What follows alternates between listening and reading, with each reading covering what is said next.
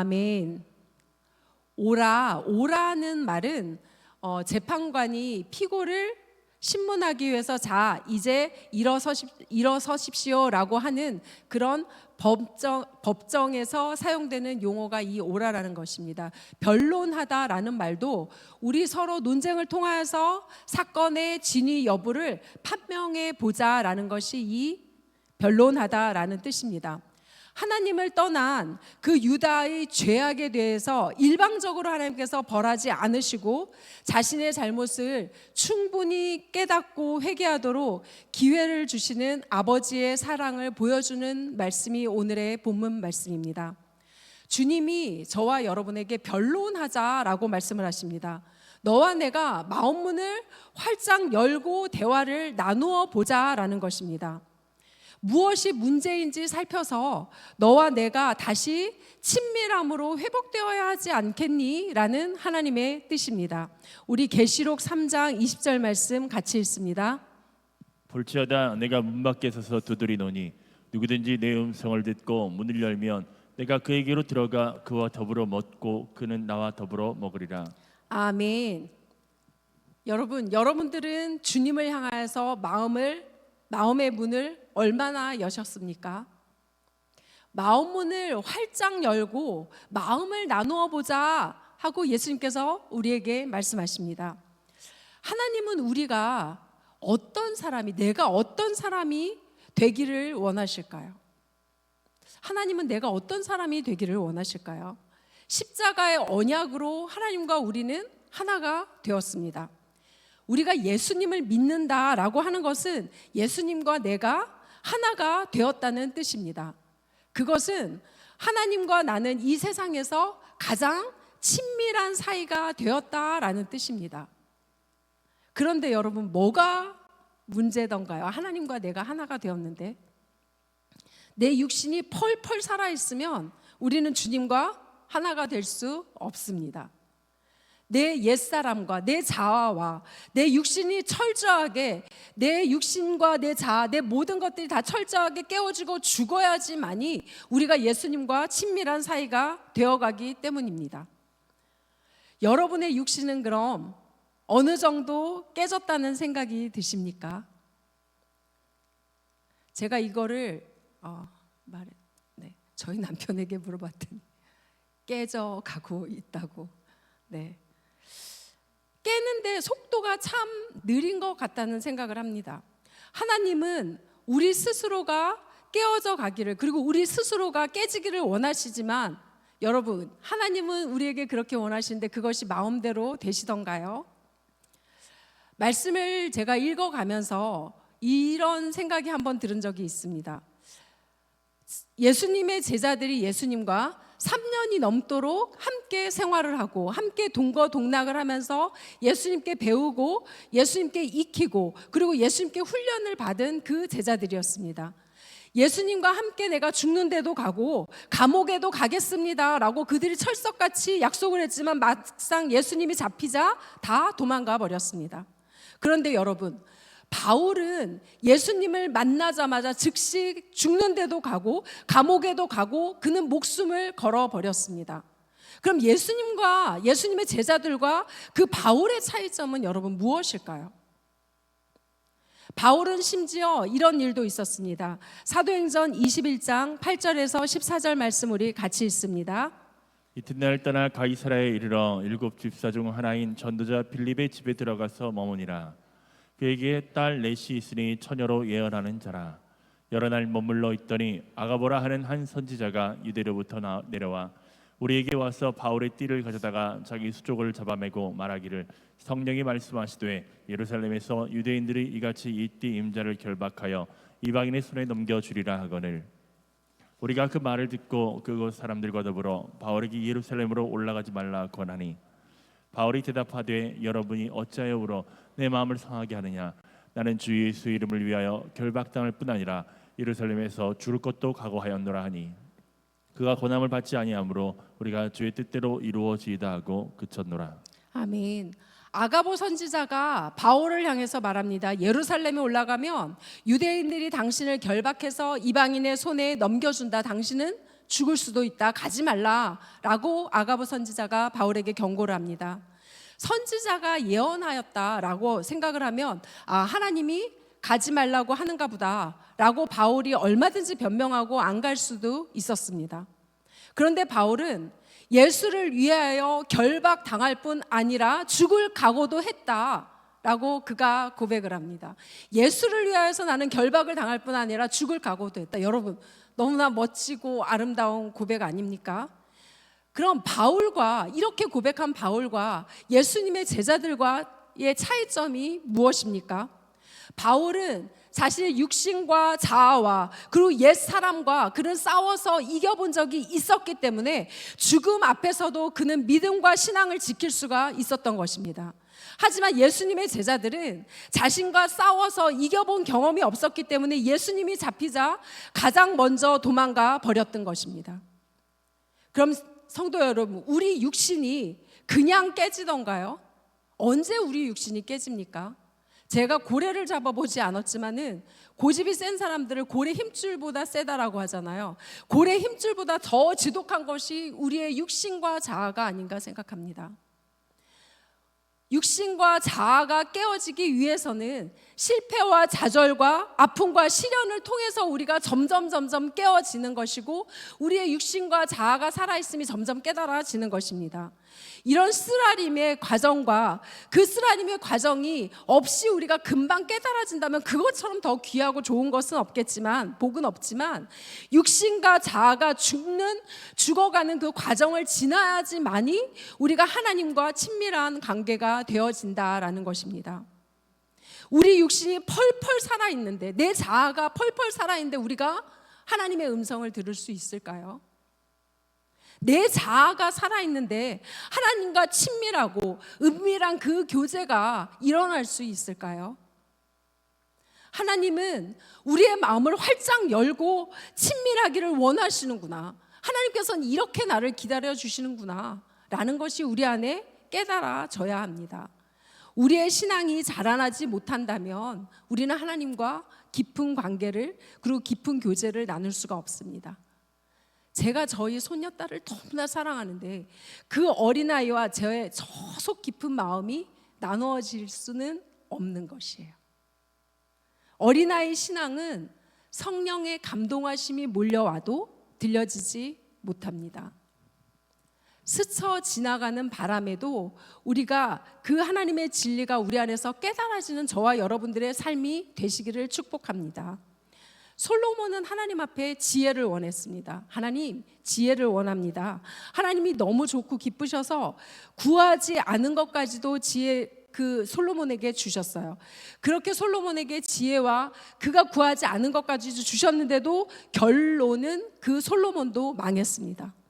그렇다면 여러분, 지혜보다 더 좋은 것이 무엇일까요? 더 좋은 것은 무엇이라는 뜻입니까? 하나님께서 우리에게 너는 뭘 원하냐? 라고 지금 이 시간 저에게 물어보십니다. 하나님이 원하시는 것이 무엇일까요? 오늘 본문 18절 말씀 우리 같이 읽습니다. 하나님은 사람이 아니시니 거짓말을 하지 않으시고 인생이 아니시니 후회가 없으시도다. 어찌 그 말씀하신 바를 행하지 않으시며 하신 말씀을 실행하지 않으시랴. 아멘.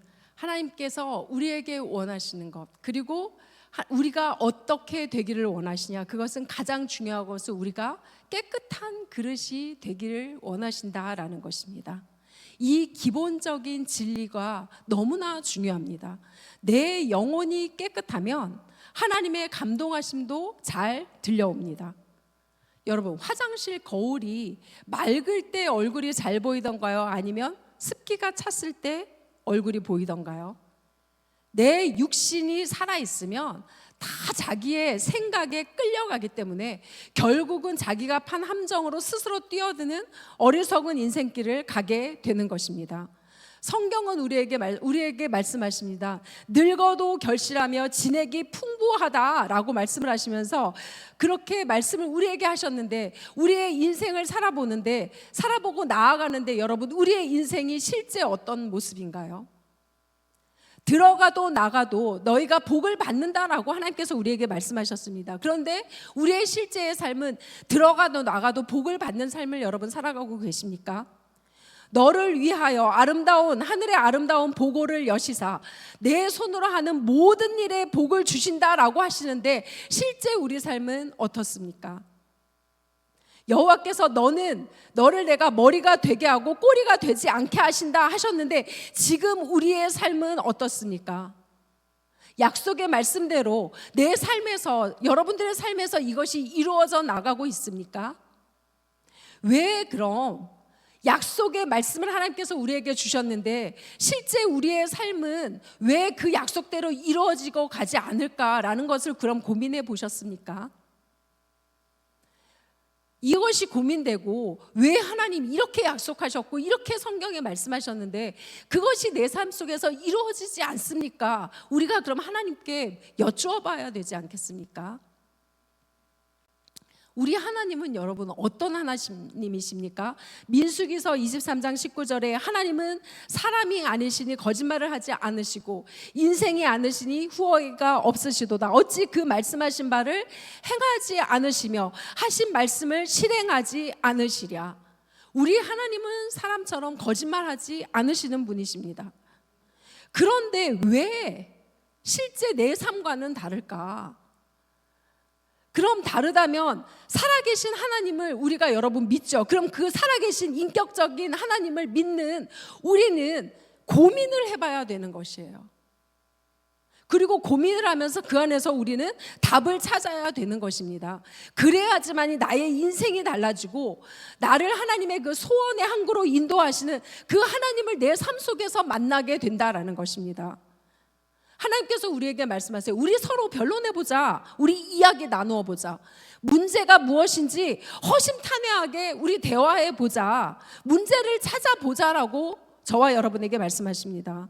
오늘 말씀 가운데 주님께서 주시는 이 말씀 속에서 우리에게 그 더운 여름날의 그 시원한 하체처럼 그렇게 시원하게 답을 보여주시기를 축원합니다. 우리 오늘 본문 말씀 이사야서 1장 19절 말씀 같이 읽습니다. 너희가 즐겨 순종하면 땅의 아름다운 소산을 먹을 것이요. 아멘. 즐겨 순종하면 축복을 받는다라고 말씀하십니다. 첫 번째로 우리가 왜 깨끗해 되어야 할까요? 디모데후서 2장 20절에서 21절 말씀 같이 읽겠습니다. 큰 집에는 금그릇과 은그릇뿐 아니라 나무그릇과 질그릇도 있어 귀하게 쓰는 것도 있고 천하게 쓰는 것도 있나니 그러므로 누구든지 이런 것에서 자기를 깨끗하게 하면 귀히 쓰는 그릇이 되어 거룩하고 주인의 쓰심에 합당하며 모든 선한 일에 준비함이 되리라. 아멘.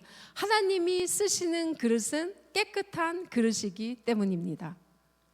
금그릇이지만 그 금그릇에 여러분 오물이 묻어 있으면 거기에 밥을 넣어서 우리가 밥을 담아서 드시겠습니까? 왕인가 목사냐 성도냐 이것은 하나님 앞에는 하나도 중요하지 않으십니다. 이 말은 우리는 있잖아요. 사람이기 때문에 사람은 비교하면서 그 안에서 열등의식을 갖고 그렇게 살아갑니다. 그런데 바울은 이것을 무엇이라고 합니까? 화장실에 그것만도 못하다. 배설물이다 라고 하십니다. 성경에서 보면 하나님께 부르심을 받아서 하나님께 쓰임받는 그 영혼들이 이사야 같은 왕족도 있어요. 그렇지만 대부분이 농부였고 목동이었고 어부였습니다. 우리는 자꾸 다른 사람들과 비교하느라 하나님의 능력을 제한해버리는 그런 어리석음들이 우리 안에 있습니다.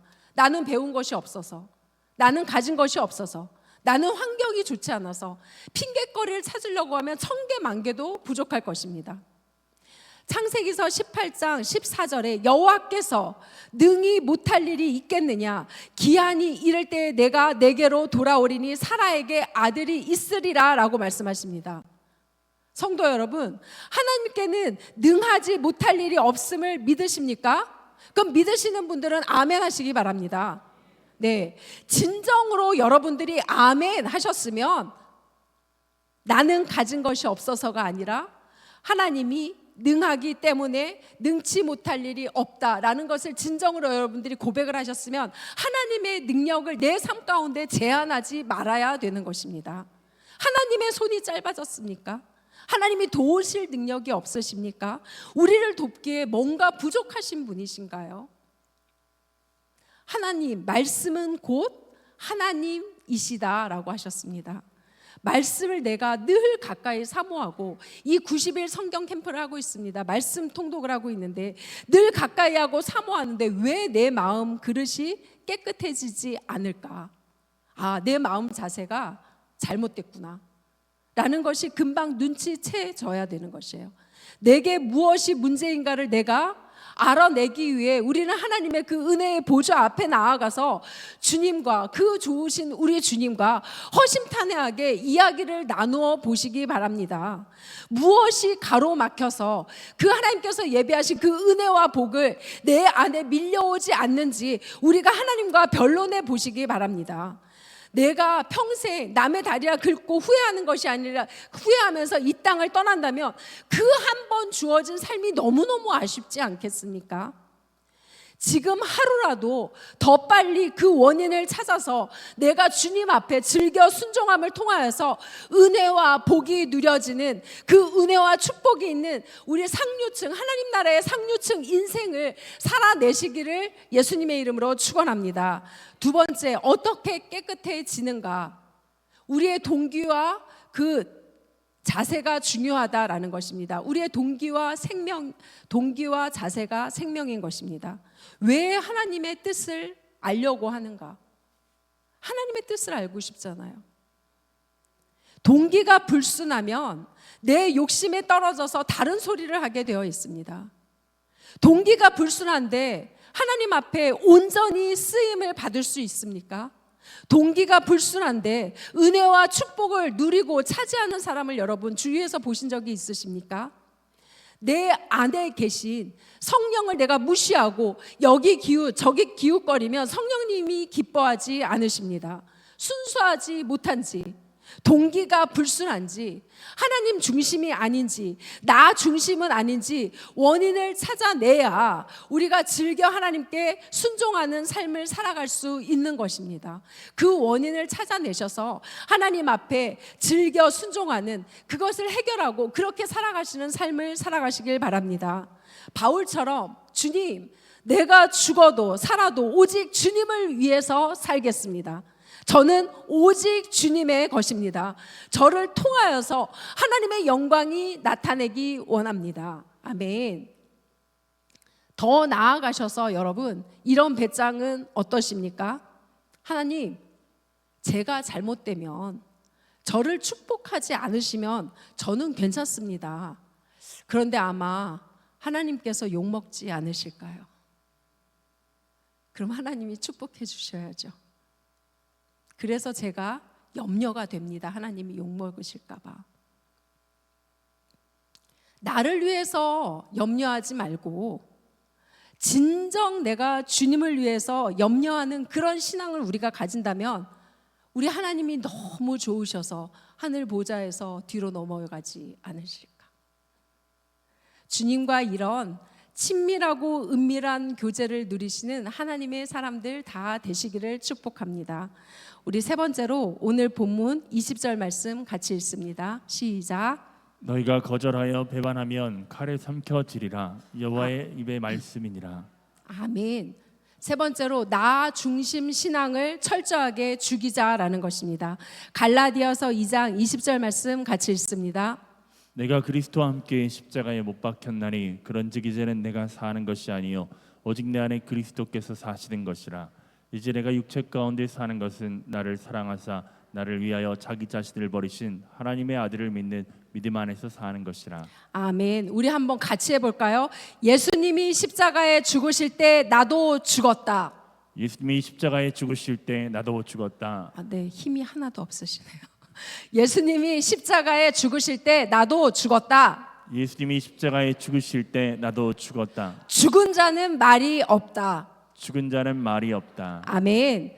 자기 중심 신앙은 내 신앙과 맞지 않는, 내 뜻에 안 맞으면 하나님의 뜻도 자기 맘대로 거역해 버립니다.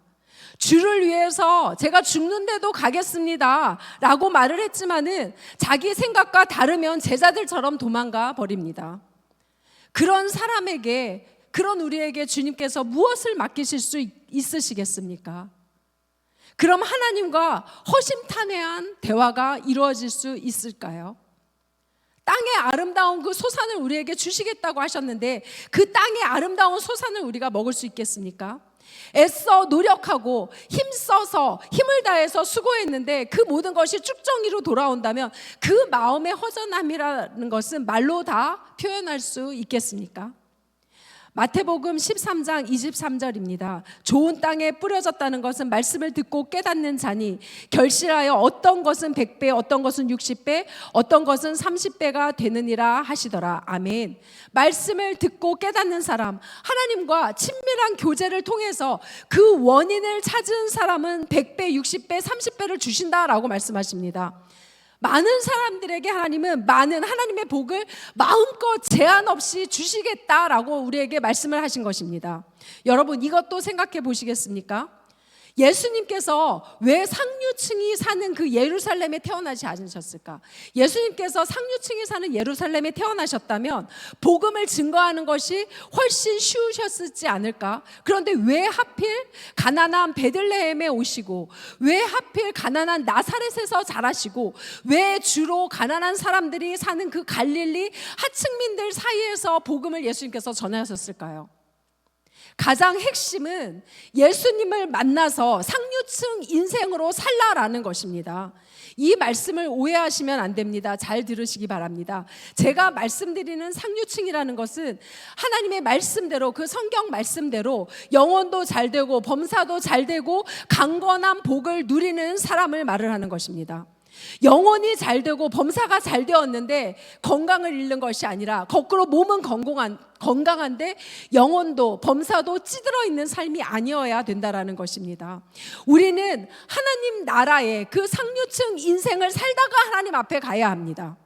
그런 인생을 우리에게 살라고 성령 하나님이 우리 안에 오셔서 하나님이 자기를 사랑하는 자들을 위하여서 예비하신 모든 것은 귀로 듣지 못하고 눈으로 보지 못하고 마음으로 생각하지도 못하였다 함과 같으니라 라고 우리에게 약속하신 것입니다. 창세기 27장 28절 29절 말씀 우리 마지막으로 같이 읽습니다. 하나님은 하늘의 이슬과 땅의 기름짐이며 풍성한 곡식과 포도주를 내게 주시기를 원하노라. 만민이 너를 섬기고 열국이 내게 굴복하리니 내가 형제들의 주가 되고 내 어머니의 아들들이 내게 굴복하며 너를 저주하는 자는 저주를 받고 너를 축복하는 자는 복을 받기를 원하노라. 아멘. 여기 내게 너를 이라는 그 부분들이 있잖아요. 그 말씀 띄워놔 주시기 바랍니다. 저 내게 너를 그 안에 자신들의 이름을 넣고 우리의 이름을 넣고 우리가 다시 한번 말씀을 크게 선포해 볼까요? 제 이름 넣지 마시고요. 네, 우리 내 이름을 각자 넣으시고 우리 다시 한번 말씀을 선포합니다. 시작. 하나님은 하늘의 이슬과 같이 땅의 기름짐이며 27절 28절 28절 29절입니다. 같이 읽습니다. 시작. 하나님은 하늘의 이슬과 같이 땅의 기름짐이며 풍성한 곡식과 포도주를 향이에게 주시기를 원하노라. 만민이 향이를 섬기고 열국이 향이를 궁복하리니 향이가 형제들의 주가 되고 내 어머니의 아들들이 향이에게 굴복하며 향이를 저주하는 자는 저주를 받고 향이를 축복하는 자는 복을 받기를 원하노라. 아멘. 우리도 얼마든지 이런 하나님 나라의 상류층으로 살 수가 있습니다. 여호와께 능하지 못한 일이 있겠습니까? 늘 하나님과 깊고 은밀한 그런 친밀한 교제를 매일마다의 삶에서 누림으로 진리의 문이 활짝 열려져서 하나님 나라의 상류층 인생을 사시다가 하나님 앞에 가게 되시기를 예수님의 이름으로 축복합니다. 우리 기도합니다.